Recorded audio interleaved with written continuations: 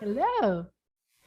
Well, we are midway through. We are in the midst of our back to basics in looking at the 5 basic unity principles. We began with the first principle, our statement of being. There is only one presence and one power active as my life and as the universe God, the good, omnipotent. And we call this God is. And the second, the essence of God lives within me and with every other person. Therefore, I am inherently good, and all people are inherently good. And we call that principle I am. And today we dive into the third unity principle that we call I create. We create our life experiences through the way of our thinking. Another way to say it is that our thoughts, feelings, and beliefs have the power to create our reality. This is where the fun begins. For if we truly believe in the first and the second unity principle, that there's one presence and one power, a power of good, everywhere, all knowing and all powerful, and that essence of good, that essence of God lives within each one of us, then the world is our oyster, that we are living in this ocean of love and abundance. We cannot fail. This power of creativity is ours to express in this world. We are ever connected, always connected to the source of all good. We are an extension of the ultimate creator, this awesome power, this power of which we can tap into, this power of wisdom that can guide us in all ways. This beautiful power of thought, the power of our mind, the power to create.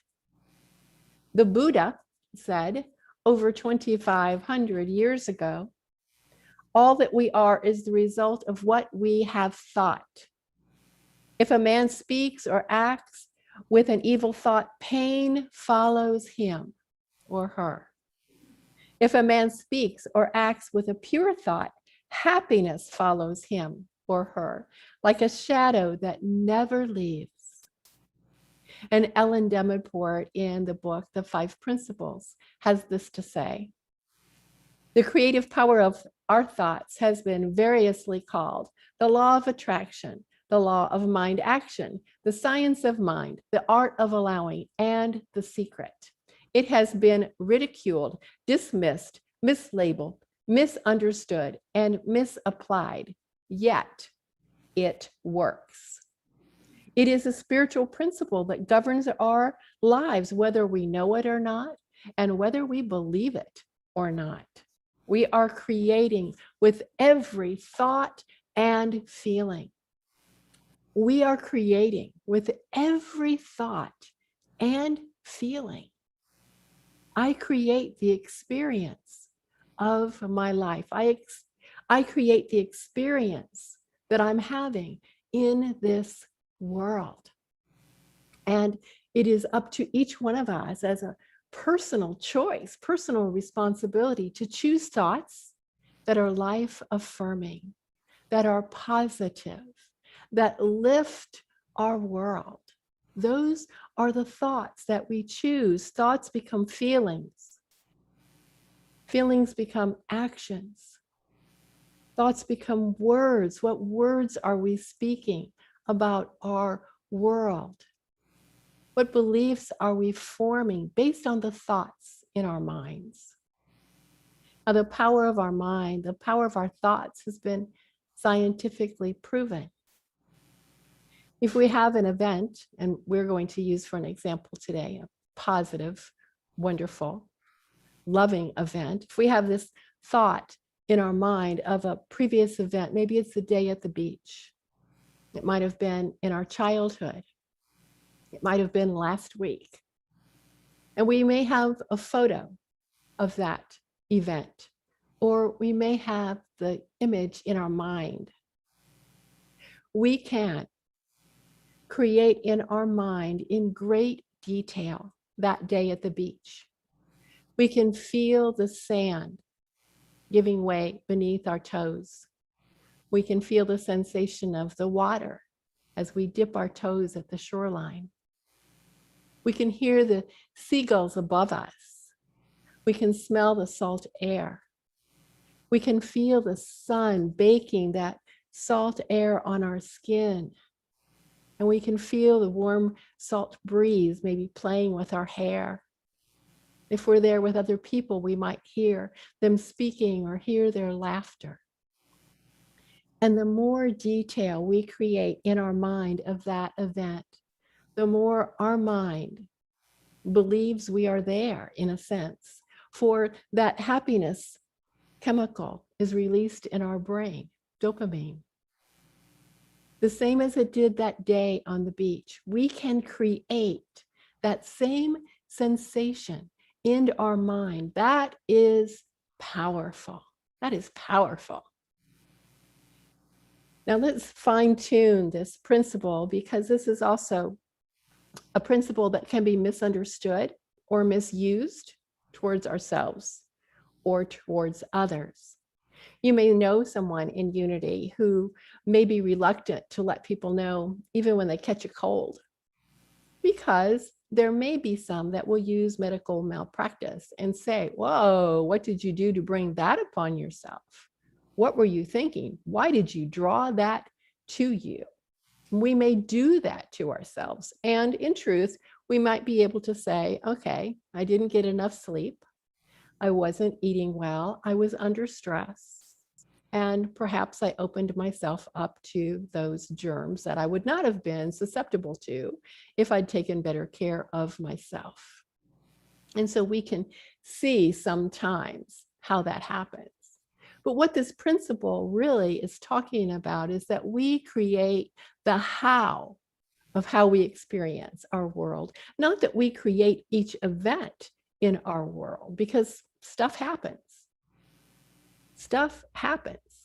And because we're in unity does not mean that we are exempt, that we get a pass, that we're excluded from everything that is happening in race consciousness. Race consciousness is just the consciousness of the human race. It's not about racial matters, although it might be that as well. And the consciousness of the human race is often a consciousness of fear, of separation, of greed, of protectiveness, all those things that the ego is doing to keep us safe. And this creates an energy of disharmony. And we are not exempt from the effects of that disharmony in our world. Now, you have heard the saying, change your thoughts, change your life, or change your thoughts and change the world. And that is so true. We change our thoughts and we change the experience that we're having in our world. And at that same time, we did not cause, no one in this room or joining us through the internet caused the pandemic of the COVID. We did not cause loss of economy or loss of job. We did not cause the feeling of isolation that folks have had as a result of this pandemic. We did not cause the diagnosis that we may have received. There's genetics, there's things that we just don't understand about how these things happen. We didn't cause that accident unless we did. Or perhaps we were a victim of that accident, or we were a receiver of that accident. You know, Maya Angelou, who actually received, unfortunately, after her death, an honorary Unity ministerial designation as Minister of Unity. She, when she was 8 years old, stopped speaking. And she stopped speaking for 5 years. She only spoke to her brother Bailey, because when she was 7 years old, her mother's boyfriend raped her. And she spoke out against this, and she testified against him. He went to prison. And when he was released from jail, just a few days later, he was killed. And in her mind, the mind of a child, she believed that her voice had killed him. And so she stopped speaking. We are not children. We know that we are not the cause of hurricanes or tornadoes or cyclones. We are not the cause of a volcano erupting or of drought or famine, heat wave. We are not the cause of wars or conflict and crisis. Okay, now let's take a moment to breathe. Just mentioning those things makes us tense up within ourselves. Take a breath. Just breathe. For we know that the power of thought is remembering those principles, those first two principles. There's only one presence and one power, God the good, everywhere presence, that essence of God and good is within me and within all things. And so we can hold that space of God's love and God's life. We can hold that space of light. And that is this experience that we are creating. We are holding a higher thought versus allowing ourselves to catastrophize. Catastrophize is the tendency to always see the worst, the bad in every situation, to think about that, to hold that, the badness, the crisis. And when we find ourselves doing that through awareness, we can stop. We can stop and return to those principles. God is everywhere present. There is only one presence and one power, God the good. And that essence is within me and within all people. And we can shine that light upon whatever the situation is, whatever the human condition, whatever the life event, we shine that light onto that situation. We know that thoughts do not define who we are. For we have many thoughts, each one of us, and thoughts are like leaves blowing in the wind. They come and they go. It's the thoughts that we cling to, that we claim as our own, as that we repeat over and over, that creates the experience of our own personal world.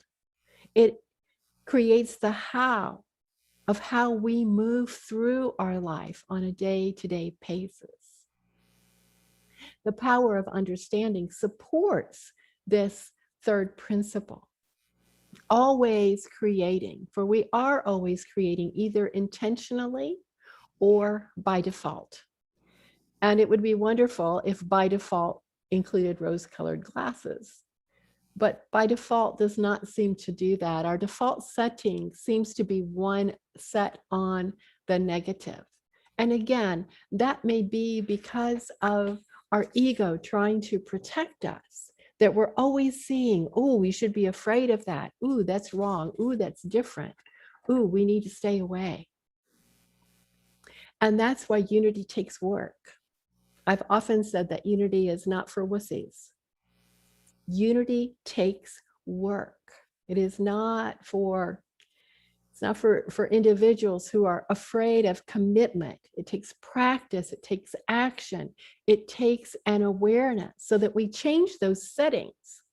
We change those negative settings, those thoughts and those feelings through the power of understanding. We have the ability to know and to comprehend and to perceive and to see beyond appearances. That's what spiritual understanding is seeing beyond the physical senses, seeing the truth, knowing that God is present everywhere, that there is good everywhere. We turn to The 12 Powers of Man, a book by Charles Fillmore, co-founder of the Unity Movement. And he states that man receives first an intellectual understanding of truth. Okay, so here we are in the brain, which he transmits to his heart, where love is awakened. The greatest of all the powers of man is love. And head knowledge must decrease as heart understanding increases.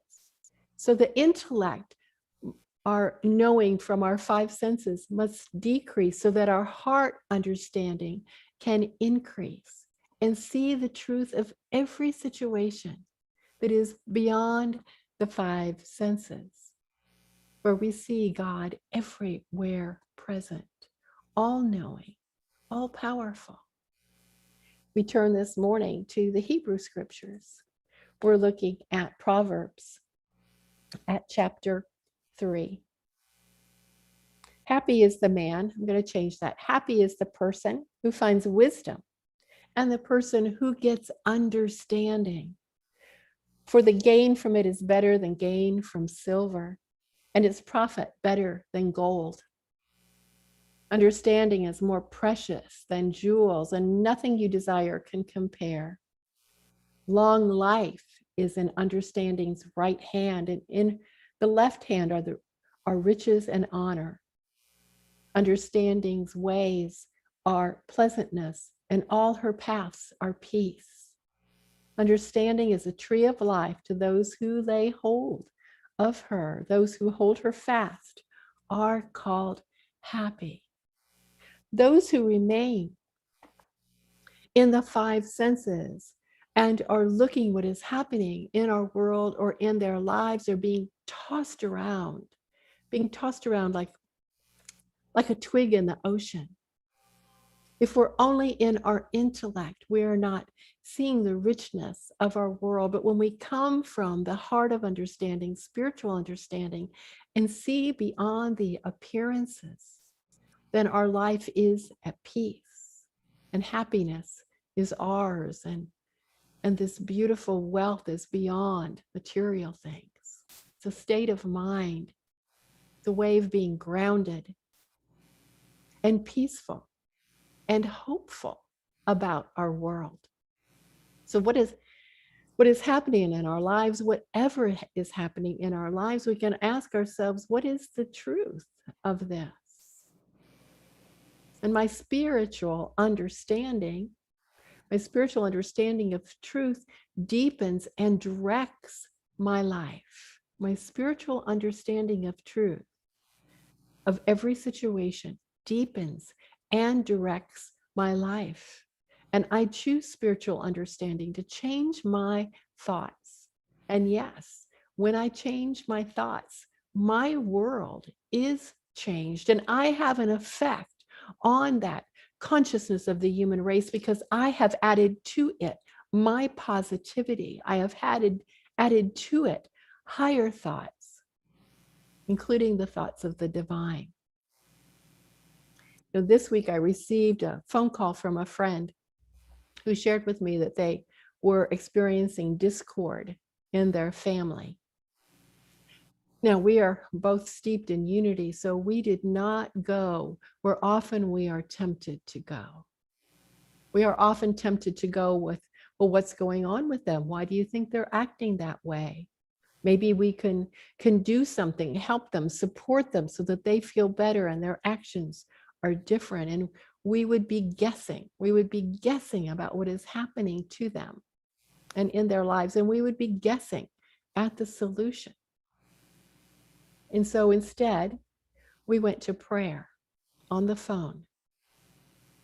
And we created a space, a field of love and peace. And my friend and I entered that space together. And we then envisioned each one of those family members involved in this discord joining us in that field of love, in that field of peace and acceptance, of total compassion. And we could feel at the end of that prayer, we felt a shift within ourselves. We felt a shift of moving from worry and concern, maybe even bordering on anxiety, to peace. That's the power of thought. That's the creative power of our thoughts. For we are not here to set things right. And I know that's tempting. because we think we know what's right for everybody. We are not here to set things right. We are here to see things rightly. And to see things rightly is to see the divine within each and every person, to see the essential goodness of each and every person. Just like David was singing in his song, those even unlike us, we include and embrace them in love and compassion and acceptance and light. And I know that this can be challenging. It can be challenging. There may be someone in your life who's difficult. They may be contentious. They may be negative. They may be argumentative. They may be leaning towards that catastrophizing. And that's difficult to be around. And perhaps that is different than how you have experienced them in the past. And so you have a concern for them. You want to show compassion. You maybe want to ask them, what is happening with you? And that may be the right thing for you to do. Only you know that. But understand that we really never understand what is happening with ourselves without deep introspection. What is it that the Course in Miracles says? Number 5, we are never upset for the reasons that we think. We are never upset for the reasons that we think. And so that person in your life may not be aware of what is happening, of what is causing that. And yet, if you are close with them, inviting them to delve into that and supporting them and holding their hand may be a positive thing. And the greatest thing that we can do for one another is to open up that field within us of love, of acceptance, of peace, of light, and envision inviting the other into that space where you bathe them with light and love. You see their essential goodness. You recognize the gifts that they bring to this world, and you honor them in that space. And in doing so, in joining in that field of love, you feel the shift within you. You move from irritation to perhaps love. You move from frustration to compassion. And you have changed the world through your thoughts. You have changed the world where that person is residing in your thoughts by uplifting them, by choosing life-affirming thoughts for them. You've changed how you feel. And at some level, you've changed their experience as well. For we are each here, you and I, to be ambassadors of love. And it begins with our thoughts, to hold our world, to hold the events in our lives and one another with life-affirming thoughts, with positive, uplifting thoughts. It begins with you and with me to make the commitment through awareness to change our thoughts. This is the third unity principle. I create the experience of my life through my thoughts. And next week you will have with us Reverend Clive live. And the following 2 weeks, I will be there with you live to complete the Back to Basics, Unity Principles number 4 and number 5. And until then, I send you love.